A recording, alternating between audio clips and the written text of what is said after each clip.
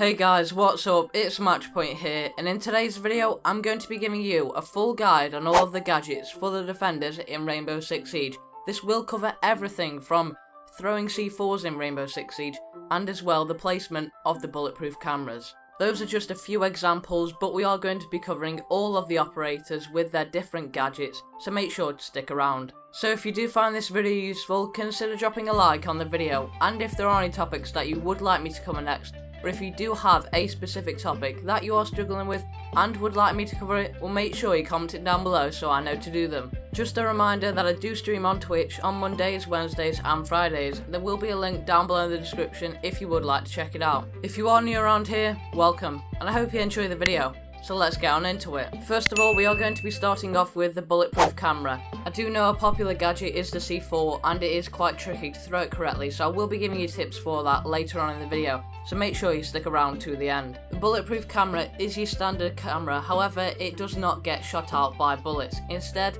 to take that out you would have to shoot a projectile at it, for example being an ash charge, or as well you could use sledge. There are a few other counters to the bulletproof camera, one of them also being twitch, so just bear that in mind when you're placing them down, and I will be giving you some tips for it. The bulletproof camera does work best in scenarios where it can't really be touched by the enemy. A very common way for them to take it out is to simply knife it.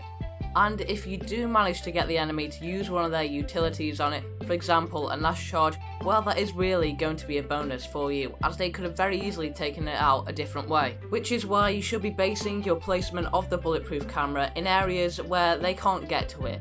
For example, a long hallway would be a very good example for this. And if you were to relate it to a map, well if you take a look at Villa, on that 90 hallway there is a fantastic spot for a bulletproof camera. It isn't exactly going to be the easiest for the enemy team to get to, and as well it is also going to provide you with lots of intel, as that 90 hallway is going to be a real contested point for the game.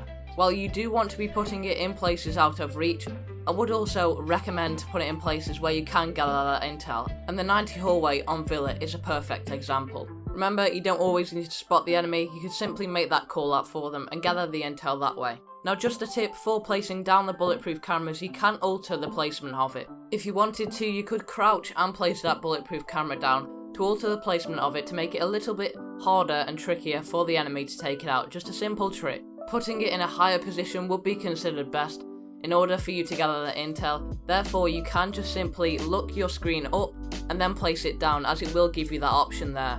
It is a very simple way to alter the placement and place it a little bit higher by just looking up and then the option comes up. Next up we are going to be moving on to the impact grenade.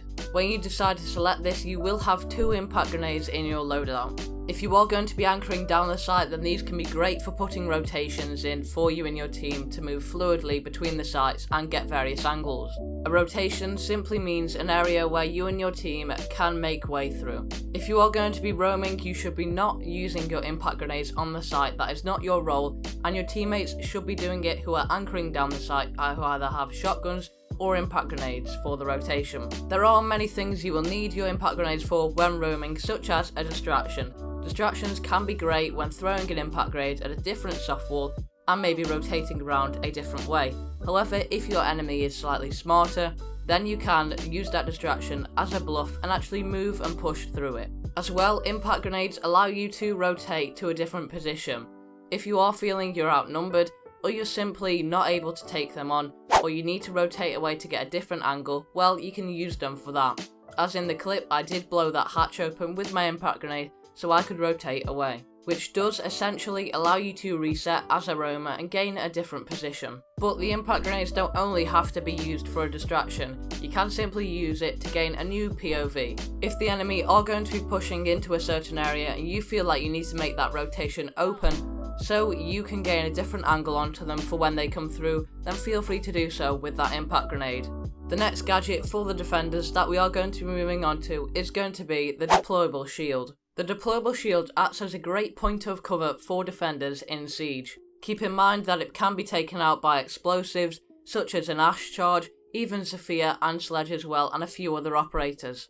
However, the Deployable Shield is a real asset to have, simply if you need that cover behind, or if you want to place it in a doorway in order to block off the enemy or make their move into sight a little bit harder. The basic strategies of putting a frost mat there or combining it with lesion really do help a lot. Now the two more reserved options for the deployable shield are placing it in doorways and as well simply using it as cover on site. However, you can be slightly more aggressive with this deployable shield, and you should know about this. In the deployable shield there are little window slits in order for you to see through onto the other side. They are bulletproof, but you can see like a mirror through to the other side. This makes it great for keeping cover, but also peeking through onto the other side to gain that intel. Now the reason as to why you're able to be more aggressive with it is because you can peek up and down when you see that enemy. It's a very popular strategy and you should really be incorporating it in your game if you're not already. You can pick up a lot of kills by doing this, as some enemies are completely oblivious to you even being behind that deployable shield, and others simply won't be able to counter your peeking technique of crouching. But oh no, we're not done there with the deployable shield. You can actually create little angles and even pixel peaks with the deployable shield. As you can see on the Villa 90 hallway, I have placed down a deployable shield, and as you can see it's created a beautiful pixel peak for me. If you place it near a wall or near a corner, you are able to sometimes, if you can, maneuver that deployable shield into the correct position to get this peak. It's even more effective than the other strategy, and as well it is really hard to see when you're coming from the opposite side. As you can see from the clip on your screen, when you do peek that corner you can barely see them, and let alone will you have enough time to react and actually hit that shot. Now we are going to be moving on to the Nitro Cell, or the C4. Throwing capabilities of the Nitro Cell are going to be a popular one, as it can be quite hard to throw it and there are very few guys out there, so I'm going to cover it for you.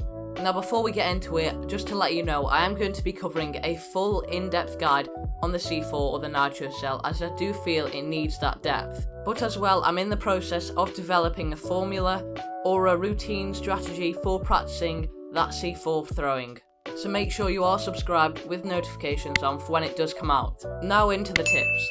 Now I am going to be teaching you on how to throw a C4 through the gap of a reinforcement at the top. Now before, I would recommend you to get a shotgun or something that can destruct a soft wall to make the hole at the top. This spot will be very useful for when the enemies are going to be pushing into sight and you can get a cheeky C4. In order to throw it through that gap, I'm going to need you to imagine that you can see at the top of the reinforcement that little red bar there.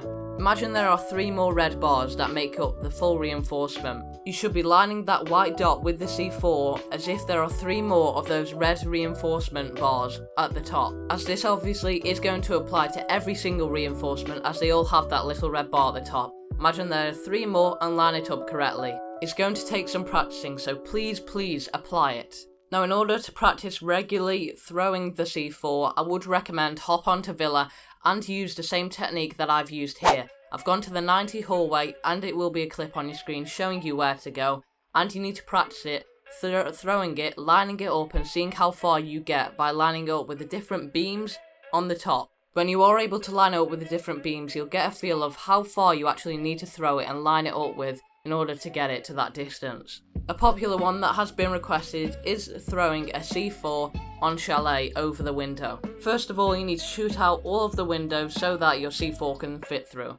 If you want your C4 to go the furthest back, then you should be aiming for that second to the right middle window. And then after that, you need to line it up with the wooden beam like I've shown you on your screen, and then it will hit that back placement. However, if you want it to go to the middle or nearer to the front, then you'll need to do this. You'll need to go to the top of the stairs and you should be aiming for that middle window. Make sure your character is up against those railings, and then you'll need to aim that white dot on the beam that is going to be closest to you. But you don't want to be on the beam, you need to be under the beam. Look at the closest beam to you and throw it underneath, and then you should line up correctly. There will be a clip on your screen. And for the final gadget for the defenders, we do have the barbed wire. For the barbed wire, you want to be placing it down in choke points. These are areas where you're likely to get the most enemies coming through, and contested areas usually, as well in doorways. In regards to placing them down in doorways, you should be doing it outside that doorway, as you're going to want them to come through it and hit it and brush past it